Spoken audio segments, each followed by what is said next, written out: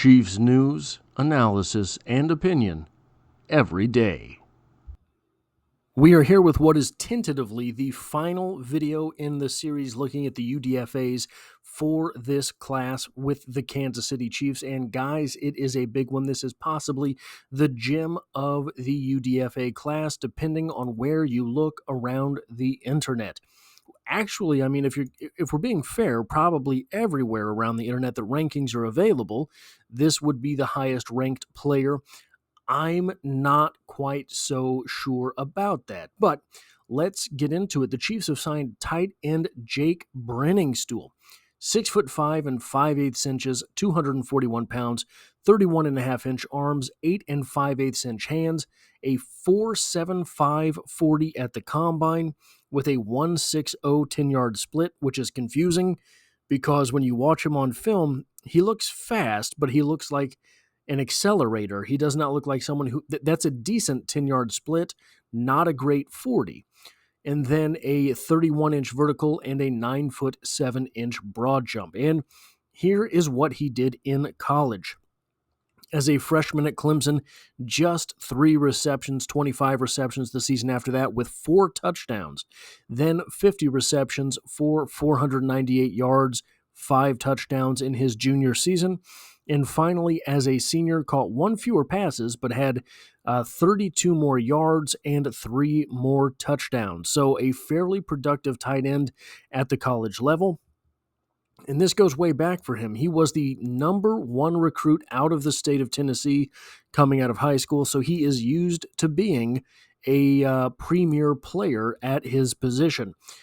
Now, looking at him on film, he has good size and he bodies defenders out. This is a cliche, but this is absolutely true for Briningstool. He plays tight end like he's playing basketball. He boxes out and catches the pass. And one place that I don't think he plays like it's basketball, I don't really see him leave his feet. I don't think I saw a single high point reception for him. And when you're looking at was it a 31-inch vert? 31-inch vert there.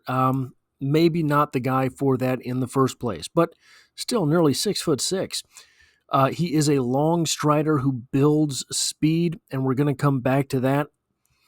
I think he is likely to struggle in man coverage, and we're going to come back to that too. But I think it's important to remember that he is nearly 6'6", but basically 240 pounds. So unless he can pack some muscle onto that, there's going to be a lot of players in the league that can throw him off of his routes when he's inside that 5-yard space. He is a hands catcher, and he is a good hands catcher. He shows the concentration necessary to make receptions in traffic. He shows the concentration necessary to make catches when there's a poorly thrown ball. Now, when he's running routes, I'm just putting this out there, do not take this too seriously. When he's running routes, you would swear you were watching a young Travis Kelce. This is not to say that Briningstool is a future first ballot Hall of Famer. This is not to say that Briningstool will be the replacement for Travis Kelce on the Kansas City Chiefs once Travis retires. This is to say none of that.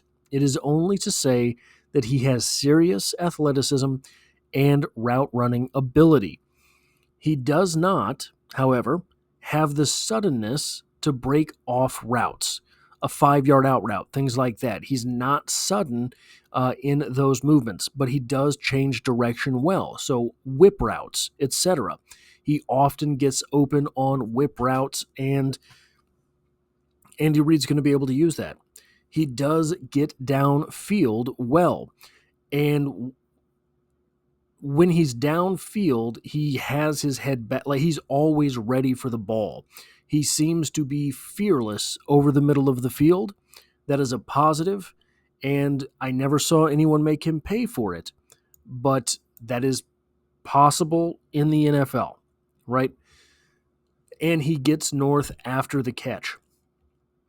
So I want to look at a couple things because, like I say, I don't think that this is a replacement for Travis Kelce. But that is not to say that I don't think he can be a good player and an important player for the Kansas City Chiefs.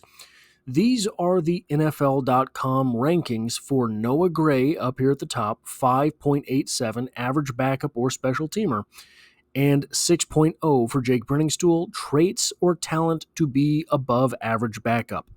So NFL.com, who I think has gotten a lot better at scouting over the last few years. Now, is this because they have inside intelligence or whatnot? I can't tell you. But we do often see, so for example, heading into the combine, I don't remember a single person having Armand Mimbo as the number one ranked offensive tackle. All of a sudden, the NFL.com combine rankings drop, the NFL.com big board drops, and he is the number one ranked offensive tackle. He was the number 2 tackle taken, but still very high. Was he number 7, I believe, overall?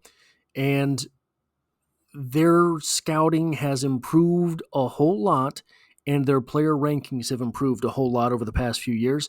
So NFL.com grading Jake Briningstool 13/100ths of a point higher than Noah Gray does mean something. It doesn't mean everything, but it does mean something. They think that the potential for Jake Briningstool is higher than it was for Noah Gray coming out. Now, I'm going to adjust this real quick so that we have these sort of on the same page there. Here are the measurables for Noah Gray versus Jake Briningstool. Jake Briningstool didn't do a whole lot of testing, so we don't have a whole lot of numbers to compare. Noah Gray 6'3", Jake Briningstool right around 6'6". Noah Gray 240, Jake Briningstool 241. The arm length, Noah Gray at 3 inches shorter has slightly longer arms, 31 5/8 inches versus 31 1/2 inch. Noah Gray has bigger hands at 9 1/4 inch versus 8 5/8 inch. Noah Gray is faster at 4.6 versus 4.75, a slightly slower 10-yard split at 161 versus 160, but Noah Gray did make up for it with a 2.7 20-yard split versus the 2.77 20-yard split from Jake Briningstool. So everything that I've seen on tape, Jake Briningstool picks up speed like a bus. But that is not where he tested. So, vertical leap, Noah Gray has a 4-inch vertical leap advantage, and they have the exact same broad jump. So what it is that is getting Jake Briningstool a higher, maybe not meaningfully higher grade from NFL.com, but certainly a higher grade from NFL.com and a different designation. Right, the difference between the grades was large enough that the designation goes from average backup to above average backup. I don't really know. I don't really know what they are seeing in Briningstool versus Noah Gray. Besides, I'm assuming the height advantage. Briningstool might be a better blocker than Noah Gray was coming out, but he's certainly not a road grader, and we'll get to that in a moment as well. Briningstool, and this is why he is sort of, I'm introducing this as the gem of the UDFA class. Briningstool was accepted to be around a 5th-round pick. Sort of the general consensus on Briningstool is he was going to be a 5th-round pick. The interesting thing about that is that if you're taking a tight end in the 5th round, normally it's a guy who can grow into a starter. It's not a guy who is coming in as a ready-made starter. You see those guys go towards the top end of the draft. But a 5th-round pick for a tight end because of the positional value is normally a guy that can grow into a starter. Obviously, he did not get picked in the 5th round. He fell out of the draft. But it seems the general consensus among non-NFL scouts is that this guy could have been a starter in the NFL. Now, along with this, and this is going to be sort of the negative sounding portion of this video. These are the criticisms that I have of Briningstool's game. A lot of people say he's a very high ceiling guy, but I also think he's a very low floor guy. I think it's possible he could be a starting level tight end in the NFL. He's got some work to do. I think he's got to add off a few more pounds on that frame. I think he's got to get better at blocking. Not that he's necessarily bad at blocking. I just think if he's going to be a starter, he's probably got to get better at blocking. I think he's got a low floor because I think he's going to struggle versus man coverage. He's lanky, so the stronger linebackers are going to be able to throw him off. He's not sudden, so safeties are going to be able to jump all over his routes. And again, didn't see him high point a lot of stuff. Didn't see him high point at all. So I don't know if that's in his arsenal. It might be. So the quarterback for Clemson was fairly decent. So it might be that just didn't have to do that, right? Even so, the interesting thing to me was even those passes where Briningstool is over the middle of the field, he was catching the passes at shoulder level. So his quarterback must have really been zipping him in there. But I don't know if he gets away with that at the NFL level as much, because I don't think he's going to be. He was, for a lot of these routes over the middle, wide open. And I don't know if that's going to be there for him in the NFL, especially. So there's some bigger safeties, right? 6'3", 220-pound safeties. That's kind of the same size as Briningstool. So he's not going to be able to body that guy. He is very, very good at finding holes in the zone, at sitting down in soft spots in the zone. So that could behoove him at the NFL level. It could be that, not everybody's great against man coverage, so maybe he can get better at it. Maybe I'm wrong. It's possible. I just don't know what I'm looking at, right? But I don't see a whole lot of suddenness in his game. So like I talked about earlier, being able to snap off routes and all of a sudden he's open because he turned around at 5 yards. I don't see that in his game. So he's also not particularly solidly built. Looking at him, you would swear he's just a wide receiver on the wrong scale. Like, remember in Madden, you used to make wide receivers who were 6'7" and still a wide receiver, not a tight. That's what he looks like on the field. He looks like a Madden-generated player, but he does not look like a tight end, right? He's not solidly built like that. He's probably never going to be a road grader as a blocker, but he's big enough to get in the way. He doesn't seem to have reservations about blocking. He doesn't seem to have reservations about contact. So Travis Kelce's never been an absolute road grader either, right? So you don't have to be, but it's another tool in your arsenal if you are. So I don't know how much special teams value he would have, because you need to have, if you're going to be a tight end on, for example, the field goal team, you've got to be pretty solid. I think that if you're going to be a bottom of the roster guy, you have to add some special teams value. I don't know what that is for Briningstool. For all of those negatives, he also, and this is maybe not I think this is a bigger thing than what gets made of it, but he does not seem to think he is a better athlete than he is. There were a couple seasons there, you probably remember this, during Tyreek's last couple years in Kansas City, where Travis Kelce, for some reason, had talked himself into believing that he was Tyreek Hill after the catch, and he refused to get north and south.